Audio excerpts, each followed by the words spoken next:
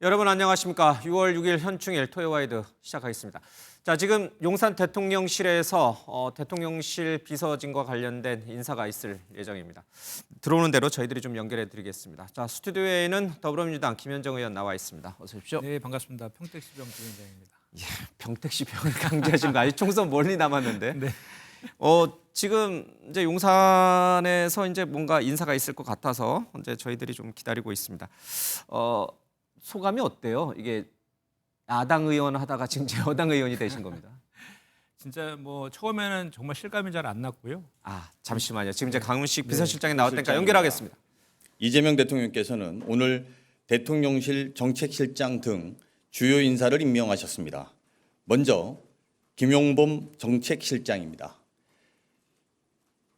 김용범 실장은 세계은행 선임 이코노미스트, 기획재정부 1차관 등을 역임하며 경제정책 전반에 높은 이해력과 국제적 감각을 갖고 있습니다.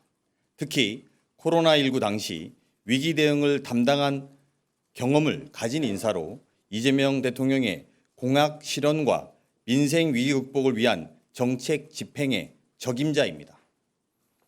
경제성장 수석은 하준경 한양대 교수입니다. 하준경 수석은 거시경제와 산업정책의 해박한 학자이며 이 대통령의 공약 수립 과정에도 참여해 대통령의 경제, 성장 철학에 대한 이해도가 높습니다. 수석급으로 신설된 재정기획보좌관은 유덕현 중앙대 교수입니다. 유덕현 보좌관은 손꼽히는 재정 전문가로서 민생 회복과 경제 활력을 위한 재정 전략 수립 및 국정과제 실현을 위한 재정 운영 방안을 마련하는 그런 역할을 맡게 될 것입니다.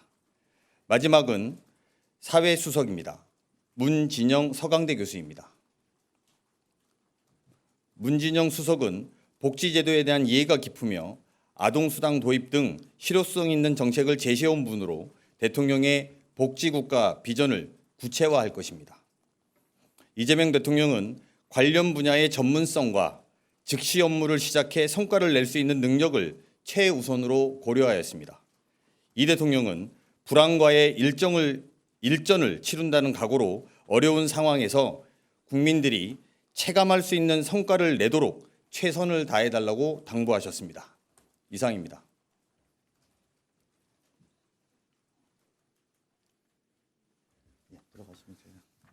네, 강훈식 대통령 비서실장이 일부 수석 그리고 비서관 보좌관급 인사를 발표를 했습니다.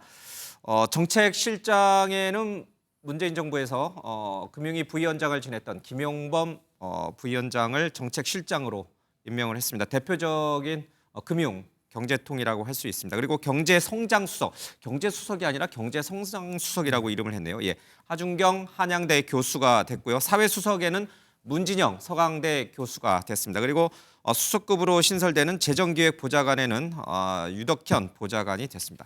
그러니까 김용범 정책실장은 사실 경제부총리 후보로 좀 구윤철 전 차관과 함께 물망에 올랐어요. 언론 보도긴 합니다만은. 근데 경제부총리가 아니라 이제 정책실, 대통령실 쪽으로 뺐네요, 그렇죠? 그렇죠.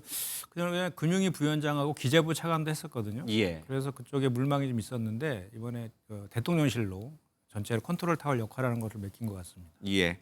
우리 김현정 의원께서는 뭐 정무위에 계셨으니까 다 아시는 분들이잖아요. 예, 옛날에 많이 뵀습니다. 예.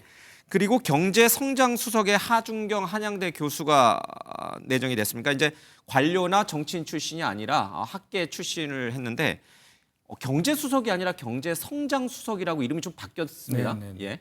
그러니까 이번에 이제 그 불법 비상계엄하고 내란 사태로 인해 가지고 대한민국의 그 경제 그 시스템 자체가 완전히 많이 망가졌잖아요. 그래서 그 이제 후보 시절에도 대통령께서 예. 회복과 성장이 중요하다라는 것을 많이 강조를 했었잖아요. 그래서 빨리 망가진 그 경제나 민생 같은 걸 회복하고 그걸 예. 기저에서 성장을 시켜야 된다라고 해서 그 성장에 방점을 좀 두고 명칭을 이렇게 한 것 같습니다. 예. 자, 하준경 한양대 교수가 지금 위기에 처해 있는 우리의 어떤 경제 성장 문제를 어떻게 돌파해낼 수 있을지 그것도 궁금해지고요. 사회수석에는 사회복지학, 사회정책학 전공인 문진영 교수, 서강대 네. 교수가 내정이 되는데 이것 또한 민생을 챙기는 맥락인가요? 그러니까 이제 서민들의 어려운 문제를 좀 해소하기 위해서 사회복지, 사회정책 전공이신 분을 사회수석에 앉힌 건가요? 아무래도 그런 것 같습니다. 그러니까 사실 지금의 민생이 많이 지금 안 좋잖아요. 예. 민생 상황도 안 좋고 경제도 상당히 지금 망가져 있는데 그럼으로 인해서 소상공인 자영업자라든지 또는 뭐 서민들 예. 중산층의 삶이 많이 무너져 있지 않습니까? 그런 것들을 빠른 시간 내에 좀 회복시키려고 하는 그런 의지가 좀 담겨 있는 것 같고요.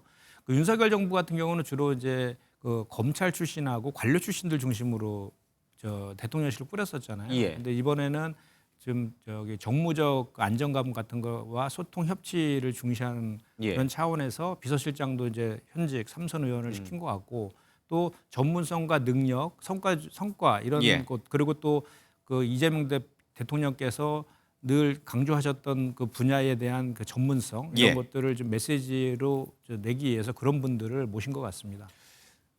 보통 이제 윤석열 정부에서는 시민사회 수석이라고 해서 맡은 업무가 이제 그 어떤 뭐 시민단체라든지 네.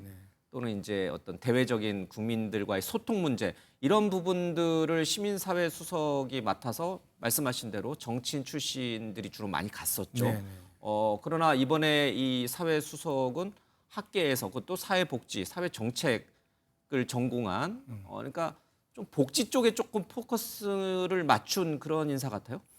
뭐 복지 쪽에 포커싱을 맞췄다기보다는 제가 좀 전에 말씀드린 것처럼 큰 기전은 회복과 성장이잖아요. 예. 그 속에서 지금 무너진 서민들의 삶 같은 거를 좀 더 두툼하게 예. 지금 그 기본사회를 넘어서 목사님 넘어서 잘 사는 집으로 넘어가자라는 그런 기저 속에서 그런 방향성을 제시해 왔기 때문에 예. 아마 그런 쪽에 또 염두에 두고 한 것 아닌가. 그리고 또 저 교수님께서 아마도 뭐 그 복지 쪽의 전문가라고는 하시지만 또 예. 시민사회 쪽에서도 상당히 이제 좀 뭔가 역할을 그동안에 예.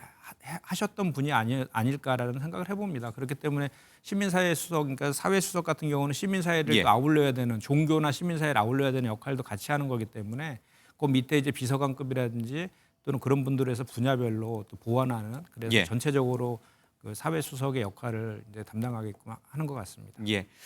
그리고 재정기획보좌관, 그러니까 이제 수석급이라고 했는데 유덕현 보좌관을 했는데 이분은 제가 사실은 잘 모르는 분이어서 그런데 어쨌든 이제 추경을 포함해서 어려운 경제를 살리기 위해서는 재정의 적극적인 역할이 필요하다라는 게 평소 이재명 대통령의 생각이었잖아요. 그렇습니다. 그 부분을 좀 전담하게 되겠죠? 아무래도 그런 것 같습니다. 그러니까 사실 그 이재명 대통령께서 후보 시절부터 그 기재부가 상황처럼 부채의 상황처럼 군다라고 해서 기획예산처를 만들어서 그 기재부에서 띄어가지고 대통령실 또는 총리실 산하로 이렇게 두고 그 기재부는 재정경제부로 이렇게 만든다 그런 얘기를 구상을 좀 얘기한 적이 있었잖아요. 예. 그런데 당장 지금 그런 것들을 대한 뭐 전반적인 이제 재정에 관련된 재정 정말 중요하잖아요. 예. 근데 이제 윤석열 정부에서는 정말 민생 경제가 안 좋았음에도 불구하고 건정 재정만 계속 외치다가 오히려 더 민생 경제가 악화됐지 않습니까? 그래서 적극적인 재정 정책이 필요하기 때문에 그 대통령실의 수석급으로 아마도 재정기획보좌관을 신설한 것 같습니다. 예. 자, 다시 한번 말씀드리면요. 대통령실 정책실장, 그러니까 3실장 가운데 한 분입니다. 김용범 전 기재부 차관, 금융위 부위원장을 지낸 김용범 정책실장을 임명했고요. 경제성장수석에는 하준경 한양대 교수를 임명을 했습니다. 그리고 사회수석에는 문진영 서강대 교수, 그리고 재정기획보좌관에는 유덕현 교수를 임명했습니다. 이 외에도 사법제도 비서관과 관리비서관을 신설한다라고 했는데 사법제도 비서관은 역시나 지금 우리 이제 검찰 개혁이라든지 또 뭐 대법관 증언 문제도 좀 국회에 있긴 합니다만은 그런 문제들을 좀 총괄하게 되겠죠. 아무래도 그럴 것 같습니다. 예. 그러니까 지금 일단은 워낙 민생 경제가 안 좋기 때문에 민생 경제 회복을 그 1순위에 두겠다라고 이제 하셨고 예. 그 검찰 개혁이나 사법 개혁 같은 경우는 우선순위는 아니지만 그래도 반드시 해야 되는 과제라는 것을 분명히 하셨기 때문에 예. 그런 것들을 차분히 준비하는 그런 것들의 컨트롤 타워 역할을 아마 하는 그런 비서관을 신설한 것 같습니다. 예. 자, 대통령실장과 경호처장, 그다음에 이 안보실장에 이어서 마지막 3실장 가운데 한 명이었던 정책실장을 임명을 했고요. 정책실장 산하에 경제수석 또 사회수석을 임명하면서 빠르게 대통령실 네, 진용을 이제 완성해 가는 것 같습니다. 네 그렇습니다. 자, 이 내용들은 관련 소식은 저녁 뉴스센터에서 뉴스7에서 조금 더 자세히 설명해 드리겠습니다. 자, 이렇게 이제 이틀 만에 굉장히 빠른 속도로 지금 이제 하고 있는데 사실은 2달 정도 인수위를 거쳐서 진용을 다 갖추고 초대 내각도 다 발표를 하고 그러고서 이제 가는 게 정상적인데 이번에는 이제 조기 대선이 치러지면서 그럴 시간이 없었잖아요. 네, 그래서 그렇습니다. 좀 빠르게 이제 체제를 만들어 가는 것 같아요. 네, 실제로 뭐 빨리 해야죠. 빨리 하고 이제 이번 그 국정 이제 이번에 그 대통령실의 인선을 보면서 이제 그런 것 같습니다. 이게 그러니까 그 정권마다 지금 그 시대 정신이라는 게 좀 있잖아요. 예. 이번 대선 같은 경우는 누가 뭐래도 내란을 빨리 종식하고 또 분열된 국론을 빨리 통합하고 민생 경제 회복하는 것이 시대 정신이라고 보면은 이럴 때에는 윤석열 정부에는 검찰과 관료 중심으로 많이 인선을 했잖아요. 근데 이번에는 가장 중요한 총리에도 사선 중진의원의 김민석 의원을 이제 내정을 하고 또 비서실장도 3선에 강훈식 의원을 내정한 것은 지금 이런 상황, 이런 문제들을 해결하기 위해서는 그 좀 정무적인 안정감과 국회와의 소통이라든지 또는 야당과의 협치 이런 것들이 중요하기 때문에 그런 그래서 선출적인 정치인 중에서 또 능력과 소통 능력을 겸비한 사람들을 중요한 포스트에 이렇게 좀 배치를 한 것 같고 그것은 지금 현재 시대 정신을 구현하기 위해서는 적합한 인사인 것 같습니다. 그러니까 전 이제 김민석 의원이나 강훈식 의원 같은 경우에 뭐 그 역량은 뭐 충분히 공감을 하는 바입니다만은 일부 사람들은 어떤 이재명 대통령이 유세 때 강조했던 여러 가지 통합이라는 측면에서 통합을 강조하는 맥락의 어떤 총리 또 통합의 상징을 좀 갖고 있는 비서실장을 임명하지 않겠느냐, 지명하지 않겠느냐 이런 관측도 있었는데 사실은 빗나갔어요. 사실 좀 전에 말씀하신 것처럼 이번에 이제 인수위 없이 바로 임기가 시작되잖아요. 그러다 보니까 그 전에 오랫동안 호흡을 맞추면서도 좀 능력이 겸비된 그 두 분 다 당내에서는 뭐 다 내놓으라 하는 전략통들 아닙니까? 그러면서 소통도 되게 잘하고 그런 분들로 이제 그 임명을 한 것 같고요. 그리고 좀 전에 말씀드린 것처럼 지금 현재 해결해야 될 내란 종식이라든지 사회 통합이라든지 이런 것들을 하기 위해서는 지금은 좀 선출직 하는 분들이 그런 것들을 항상 국민을 대의했던 역할들을 해왔던 분들이기 때문에 그런 것들 몸에 많이 배워 있지 않습니까? 조정이라든지 뭐 소통이라든지 이런 것. 그래서 그런 차원에서 임명을 받고 또 실제로 뭐 국민 통합적 차원에서 좀 미진한 거 아니냐라는 비판이 뭐 있을 수는 있겠지만 그거에 대한 판단은 이제 국민들이 궁극적으로 하실 거라고 보고 이분들이 실제로 어떤 역할을 성과를 어떻게 내느냐를 보고 판단해도 늦지 않을 것이다라고 보고 저는 잘할 것이라고 생각합니다. 가장 중요한 이제 국무총리와 비서실장은 당에서 호흡을 맞춰갖고 소통 능력이 뛰어난 분들로 했고 정책실장을 비롯해서 경제수석, 사회수석들은 관료 출신과 학계 출신들을 했다. 그러니까 전문성을 이제 강조하는 부분은 전문성대로 하고 어떤 정무적 감각이 필요한 자리에는 이제 당에서 정치인 출신을 임명했다. 이렇게 큰 밑그림을 좀 그린 것 같습니다. 자, 선거 기간 내내 이제 굉장히 어려웠을 텐데 힘들었을 텐데 그래도 사실 이제 지나고 나서 결과는 쪽에 보면 초장에 이미 판세는 나 있었다. 그래서 좀 느슨해질 수도 있었을 거예요, 그렇죠? 전혀 그런 건 없었습니다. 전혀 그렇지 않았습니다. 정말 이번 선거는 저도 마찬가지고 우리 당의 모든 의원들이 정말 절박함에서 끝까지 뛴 것 같아요. 안 될 수도 있다 이런 생각을 한 거군요. 그러니까 이제 워낙 이번 대선 자체가 불법 비상계엄과 내란으로 인해서 내란 심판적인 성격이었잖아요. 그리고 또 민주주의와 또 법치주의라는 헌정 질서를 회복시켜야 되는 그런 막중한 선거이기 때문에 반드시 이겨야 되는 선거이지 않습니까? 그렇다 보니까 이제 또 그리고 저도 마찬가지지만 저도 그 12.3 불법 계엄 때 담을 넘어서 국회로 넘어 들어가고 이렇게 했던 당사자고 또 123일 동안에 광장에서 투쟁하면서 윤석열 그 내란 수계를 탄핵 파면까지 시키는 그 과정들이 너무나 그 정말 그 드라마틱하고 정말 그 있을 수 없는 일들이 벌어진 거지 않습니까? 그런 과정들을 직접 경험했기 때문에 정말 이번 대선은 꼭 이기는 것을 넘어가지고 좀 압승해야 된다라는 그런 생각 때문에 강했던 것 같아요. 그래서 되게 절박하게 했던 것 같습니다. 절박하게 저희가 MBN 예측 조사가 처음에 8시에 네. 투표 마감되고 이제 지상파들은 출구 조사 내보내고 저희는 이제 예측 조사를 내보냈는데 이제 저희가 49.1%였어요. 그리고 다른 대부분의 방송사는 50%를 다 넘었어요. 그래서 사실 저도 이제 그 대선 방송의 실무자여서 이렇게 보는데 야 이거 우리가 조금 너무 야박하게 예측한 거 아닌가 이런 생각이 좀 들었는데 결과적으로는 소수점 첫째 자리까지 저희가 이제 예측한 게 맞았습니다. 그렇죠. 예. 좀 서운했겠어요. 아니요. 그러진 않았어요. 그건 아니었고 예. 사실 저도 개인적으로는 그런 생각을 좀 해봤어요. 이게 이제 그 투표율은 80%, 예. 그리고 이제 우리 이재명 그 후보 같은 경우에는 50%, 김문수 40%, 그리고 이준석 10%. 여기에서 이게 요거 황금 비율이라고 예, 생각했죠. 이렇게 예. 여기서 저 1, 2포인트 앞뒤를 갈 것이다라는 예상은 했었는데 처음에 이제 방송 3사 했을 때는 51.7% 이렇게 나와 가지고 상당히 저 고무적이었는데 그 또 지난 대선 때는 방송 3사가 맞췄잖아요. 예. 근데 이번에는 약간 좀 떨어졌지만 그래도 뭐 8포인트 이상 차이 난 것은 상당히 의미가 있다라고 생각하고 예. 다만 이제 또 50% 과반을 또 주지하는 것은 국민들께서 여전히 이제 지켜보겠다라는 뭐 오만함이라든지 이렇게 예. 또 윤석열 정부처럼 독단적인 그런 뭐 정부 운영, 국정 운영이라든지 입법권 행사라든지 이런 걸 하게 되면 또 심판하겠다라는 또 약간 경고성도 약간 있지 않은가라고 생각합니다. 정확하게 예측한 MBN 예측 조사를 좀 알아주십시오. 알겠습니다. 근데 말씀하신 것처럼 50%를 넘지 않은 게 오히려 새로 출범하게 되는 이재명 정부에게 네. 독이 아니라 득이 될 수도 있겠다. 왜 이렇게 너무 이렇게 들떠 있을 수 있잖아요. 우리가 과반의 지지를 받은 정부다.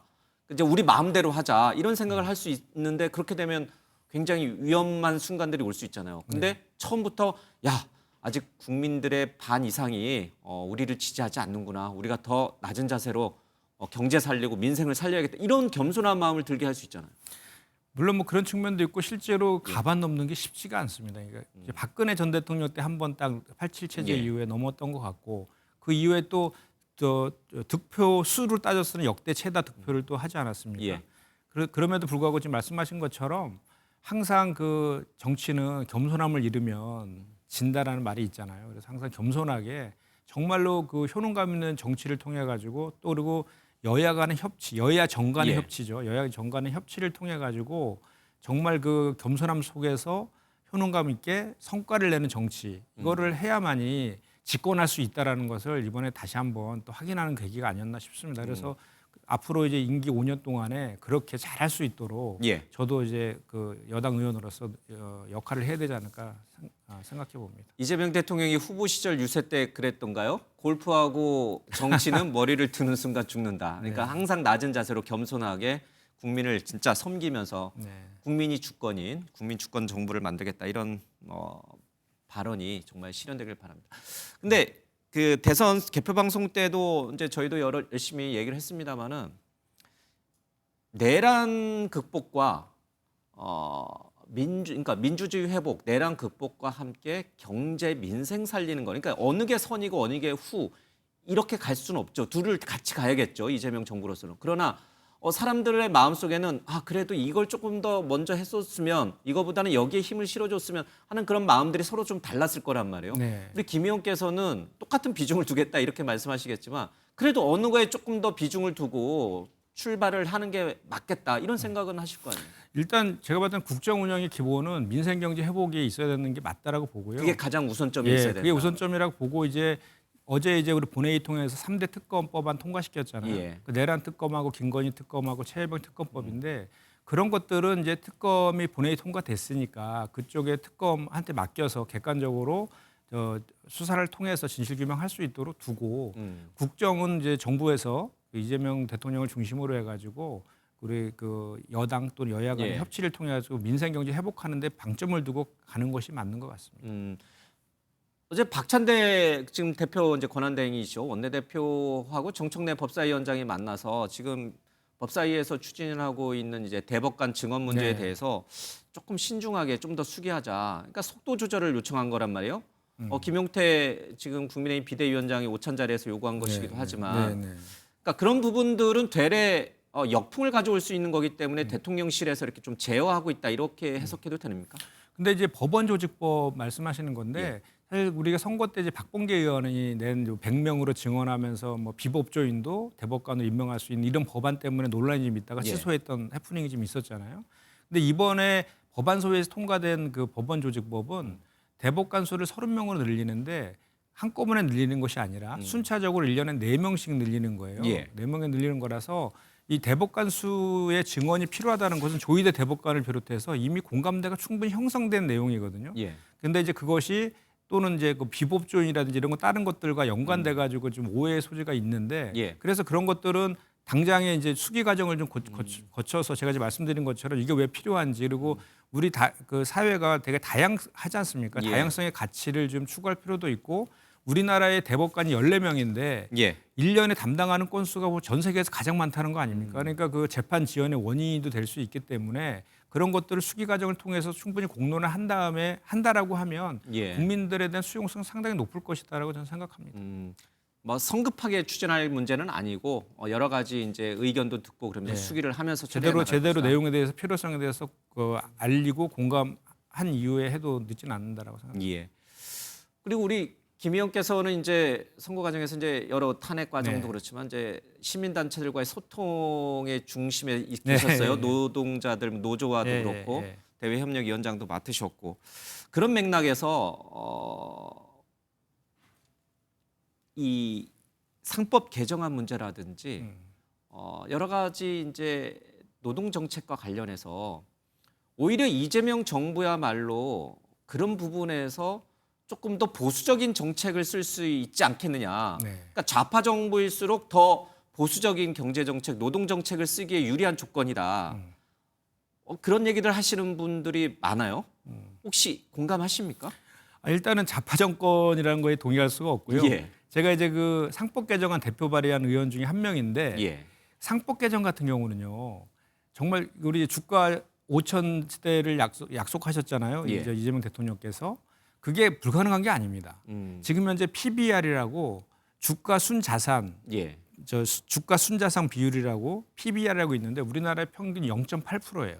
근데 그 MSCI 모건 스탠리 지수에 있는 선진국들의 그 PBR은 예. 2.2에서 2.8입니다. 그러니까 우리나라의 그 기업의 가치보다 주가가 그 선진국에 비해서 두세 배가 저평가되고 있는 거예요. 예. 근데 지금 현재 우리가 그것만 정상화시킨다 하더라도 그 자본시장에 대해서 투명성과 공정성만 회복한다 하더라도 두세 배가 올라갈 수 있는 체력이 갖춰져 있는 겁니다. 이미. 예. 근데 지금 현재 우리 주가가 2,800포인트 아닙니까? 그럼 곱하기 2, 3 하면은 벌써 5,600포인트에다가 7,000포인트까지 갈 수 있는데도 불구하고 편법적인 지배구조 개편이라든지 쪼개기 상장, 뭐 물적 분할, 예. 이중 상장, 주가 조작 이런 문제들 때문에 그 자본시장이 투명하지 않아서 개인 투자자들이든지 외국인 투자자들이 투자를 하지 않아서 주가가 저평가되고 있다는 것은 그 MSCI에서도 늘 지적했던 내용이고 예. OECD의 평균도 OECD 표준도 상법 우리가 지금 그 개정안 내려고 예정하고 있는 그 상법 이사의 충실 의무를 회사뿐만 아니라 주주까지 확대하는 것 이것은 이미 OECD 국가의 표준입니다. 그렇게 예. 가야지 그 기업한테도 좋은 거예요. 그런데 일부 기업들이 반대를 하죠. 그 반대하는 기업들은요. 기업의 투자가 선순환되는데 반대하는 거지 않습니까? 왜 그러겠습니까? 편법적 지배구조 개편이라는 경영권 승계라든지 이런 예. 것들이 필요한 분들이 그걸 반대하고 있는 거거든요. 반대로 생각하면. 그래서 상법 개정은 좌우의 문제, 진보 보수의 문제가 아니다라는 것을 분명히 말씀드릴 수 있고 노동법과 관련된 것들도 지금 노조법 2, 3조 문제가 계속 그걸 가지고 뭐 보수 쪽이나 국민의힘 쪽에서 이게 무슨 민주노총 방탄법이다 뭐 좌파 저거다 이렇게 공격을 하는데 그것도 그 이제 국제표준기구는 ILO라고 있습니다. 예. 그 노동 국제 기구인 ILO의 평균보다도 낮은 수준이에요. 그 내용을 개정한다 하더라도. 그래서 우리가 세계 10대 경제 강국이라고 하면서 여전히 노동부진국의 오명에서 벗어나지 못하고 있잖아요. 기본적인 것은 가져야 되는 거 아니냐 이런 얘기를 말씀드리는 거죠. 예. 뭐 개혁할 것은 개혁해야 하지만 네. 또 이제 다양한 의견들이 있으니까 그런 소통이라든지 네. 또 의견 수렴이라든지 이런 과정들은 또 거쳐서 하실 거죠. 맞습니다. 이제 그래서 그런 그 수기 과정이라든지 예. 공감대를 형성하는 그런 과정들은 조금 더 숙성시키고 좀 더 많이 한 번이라도 더 하는 게 필요하고 또 좋다고 그거는 분명히 말씀드립니다. 알겠습니다. 자주 이제 모셔서 좀 네. 얘기를 좀 듣도록 하겠습니다. 네, 이 고맙습니다. 개혁 그리고 경제 성장 이 두 마리 토끼를 모두 다 성취하는 그런 정부가 됐으면 좋겠습니다. 네, 고맙습니다. 예. 자, 김현정 더불어민주당 의원과 얘기를 좀 나눠봤습니다. 고맙습니다.